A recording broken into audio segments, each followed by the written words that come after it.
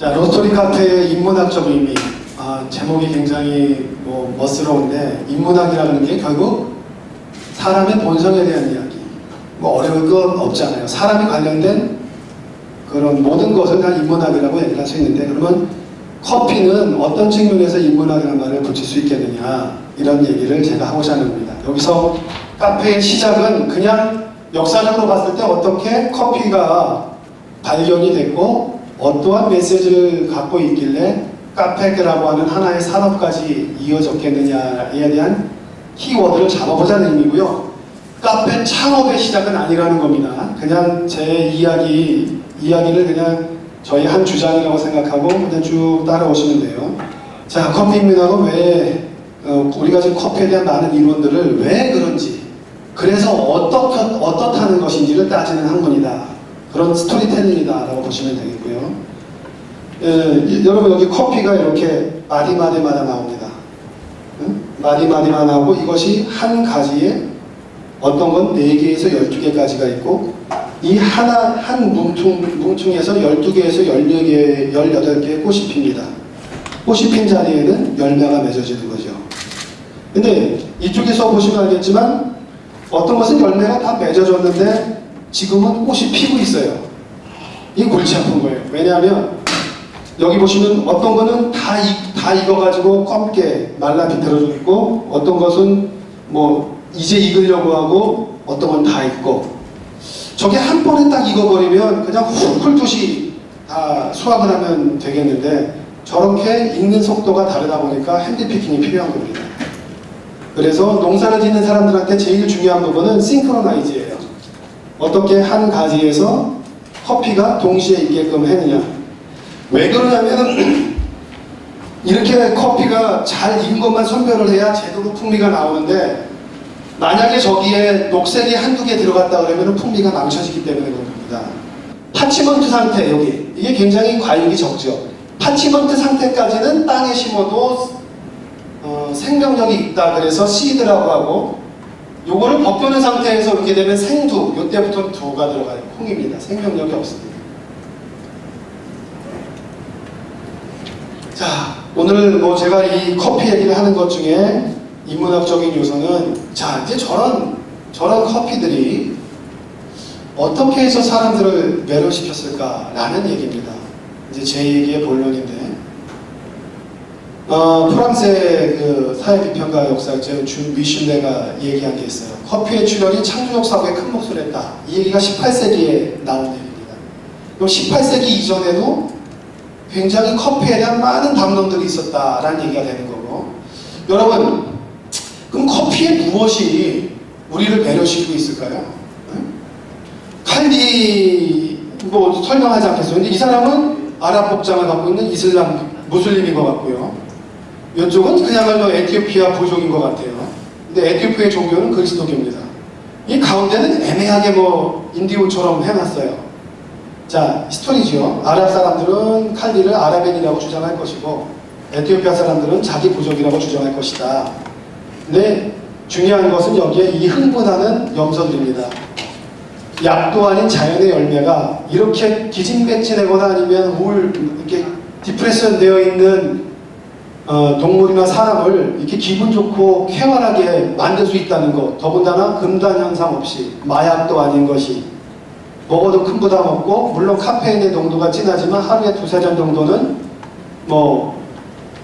전혀 상관이 없이 이렇게 조달될 수 있는 공개된 각성제, 흥분 물질은 커피밖에 없는 겁니다. 자, 저는 그래서 여기에서 이런 질문을 여러분께 던집니다. 배가 고파서 먹는 건 아닌데 무지하게 많은 사람들이 먹습니다. 그죠? 우리가 배가 고프면 밥을 먹는데 왕성하게 많이는 먹는데 배고파서 먹는 건 아닌 것들, 무엇이 있을까요? 술이죠. 술에는 와인, 여러 가지가 많죠. 스피릿, 양주. 그러나 그 알코올은 배가 고파서 먹는 게 아닙니다. 그 알코올이 갖고 있는 효능이 있죠. 혈액순환이라고 할까? 그리고 또 중추신경을 건드리는 거예요. 그래서 몽롱하게 만들고 기분 좋게 만들죠. 다 똑같은 패턴의 커피도 나옵니다. 그 다음에는 담배, 니코틴입니다. 니코틴은 아드레날린이나 도파민, 기분을 좋게 만드는 이런 물질을 분비를 촉진시킵니다. 너무 많이 피면은 문제죠. 역시 각성 효과와 중추신경을 건드리는 문제입니다. 초콜릿, 카페인 못지않게 많은 담론들이 있어요. 초콜릿의 주성분은 카카오죠. 폴리페놀은 항산화 물질의 대표적인 성분입니다. 이 폴리페놀이 같은 그램인데 카카오는 와인의 2배, 녹차의 3배입니다. 그럼 젊어지기 위해서 우리는 뭘 먹어야 됩니까? 초콜릿을 먹어야 됩니다. 달아서 못 먹는다? 그거 당분 안 넣으면 돼요. 다크 초콜릿은 여러분 잘 아시겠지만 당분이 없습니다. 근데 그게 너무 쌉싸름하니까 밀크를 넣거나 설탕을 넣는 건데, 카카오 성분 자체는 멕시코 쪽에서 시작이 돼가지고 굉장한 에너지 음료였습니다. 그 다음에 커피, 카페인, 이 연장선상이 있습니다. 배가 고프지 않아도 먹는 이유는, 찾는 이유는 각성 효과 때문에 그렇습니다. 그렇기 때문에 극단적으로 얘기하면은 커피를 마셔라 라고 굳이 얘기하지 않아도 한 번 마신 사람들은 먹을 수밖에 없는 거예요. 여기 커피를 좋아하시는 분들은 잘 아시겠지만 나른할 때 커피 마시면 좋다, 이거는 초기 단계입니다. 좀 지나고 나면 커피 안 마시면 미칩니다. 먹고 싶어서가 아니라 막 처져요. 몽롱해지고 막 짜증나고 귀찮아지고. 이렇게 옛날에는 왜 이렇게 피곤하지 했는데 내가 오늘 커피 몇 잔 마셨지? 지금 안 마신 날이에요. 오늘 안 마시고 첫 잔인 분들은 빨리 더 달래서 더 많이 드십시오. 에너지가 더 나올 겁니다. 자, 드디어 나왔습니다. 이게 오모로족입니다. 우리 인류사에 커피의 효능을 제일 먼저 알아본 사람들이 에티오피아의 전사들입니다. 오모로족은 유목민이었어요. 지역을 떠돌아다니죠. 그러다 보니까 고산지대에 살던 사람들이 아닙니다. 낮은 지역인데, 낮은 지역에서 살다가 자꾸 지역을 이동하고 화전민처럼 다니다 보니까 싸움이 일어나죠, 전사들 간에. 그래서 고지대에 있는 족들과 전쟁을 벌이게 됩니다. 근데 이 사람들은 힘을 내기 위해서 커피의 그 열매를 생두 상태에서 갈아가지고 그 기름과 섞어서 골프공만하게 해갖고 갖고 다녔습니다. 막 산을 뛰어다니면서 비상식량처럼 먹고, 또 전쟁이 있을 때는 그거를 먹으면서 전투 전에 자기의 정신 상태를 각성하고 에너지도 받았던 거죠. 그렇게 하다가 밑에서 아래 동네에서 놀던 이 전사들이 윗 동네 있는 사람들과 싸움이 붙어서 노예로 끌려가면서부터 커피가 고산지대까지 갔다라는 주장도 있는 겁니다. 그런 이야기도 있다라, 그런 화법도 있다라는 거 알아주시면 됩니다. 제가 드린 말씀이 정답은 아니고, 그런 관점에서 저런 얘기가 나오는 거구나 라고 이해하시면 돼요. 지도를 한번 보겠습니다. 자, 이게 아프리카예요. 여기가 이제 홍해죠. 여기가 이제 아라비아 반도입니다. 여기가 커피가 발생된 에티오피아예요.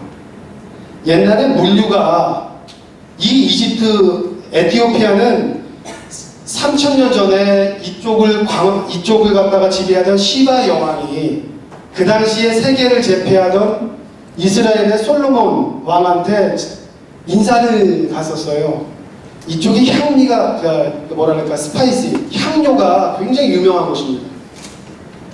예멘은 여기 있습니다. 요때의 예멘은 아라비아 사람들 사이에는 모략이 굉장히 중요한 유통 물품이었습니다. 이 모략을 아라비아 반도 나라로 뿌리기 위해서는 사막이니까 홍해를 타고 올라가는 루트가 제일 편하고 좋습니다. 여기에 있는 물건도 요 충지로 가기 위해서는 이게 아니라 홍해죠. 여기는 이집트입니다. 이 당시에 가장 왕성했던 곳은 이집트고, 요 위에 이제 그 흑해랑 지중해랑 연결하는 이스탄불, 터키가 있는 거죠. 그리고 여기가 다 절벽처럼 되어 있는데, 이 예멘의 모카항은 기가 막힌 천혜의 항구입니다. 이렇게 절벽과 바로 이어져서 해변으로 연결되는데 깊이도 깊었기 때문에 배를 닿을 수가 있었어요. 근데 여기가 흙이 계속 쌓이는 바람에 지금은 항구로서의 기능이 상실돼서 아덴만의 영웅이라고 해서 요 아덴으로 항구가 옮겨지게 돼갖고 더 이상 모카얘기가 나오는 것이 아닙니다. 근데 그 당시에는 여기에서 모든 물류들의 유통이 이루어졌다. 그리고 터키가 14세기에 14세기에 이쪽의 예멘을 지배합니다. 그리고 터키가 지배를 하고 나서 에티오피아의 사람들은 노예로 팔려갑니다. 노예로 잡혀가서 아라비아 국가 쪽으로 잡은 노예를 갖다가 뿌리기 위해서 에티오피아를 통해서 다 목화하고 왔었죠. 그때 노예로 끌려온 그 불쌍한 그 에티오피아의 노예들이 하나하나씩 갖고 있었던 것이 커피였던 겁니다. 그래서 그 커피가 예멘까지 들어오게 되고, 이 예멘의 여기 목화를 통해서 여기 보시면 알겠지만 이제 드디어 나옵니다. 메카와 메디나. 여기서 마호메트가 610년에 이슬람교를 만든 다음에 전 세계, 그 당시 이 사람들의 세계는 여기 중동 지역이었죠. 전 세계의 모든 사람들은 12월 달 하지에 이슬람 무슬림들은 다 메카로 몰려듭니다. 메카로 몰려드는 이유가 거기에 신전이 있기 때문이죠. 거기에 다 몰려든 다음에 이렇게 기도를 하는 거예요. 이게 메카의 신전입니다. 이건 이슬람 무슬림은 성상을 숭배하지 않기 때문에 여러분은 아무것도 없어요. 그냥 한쪽에 검은 돌이 있습니다. 그 검은 돌이 하늘에서 떨어졌다는 돌이고, 이 한쪽 구석에 잠잠 성수라고 해가지고 그 성수물은 죽은 사람도 일으켜 세운다라는 그런 물입니다. 사람들이 여기 다 몰려서 이 신전을 중심으로 7바퀴 돌고 그냥 가는 거예요.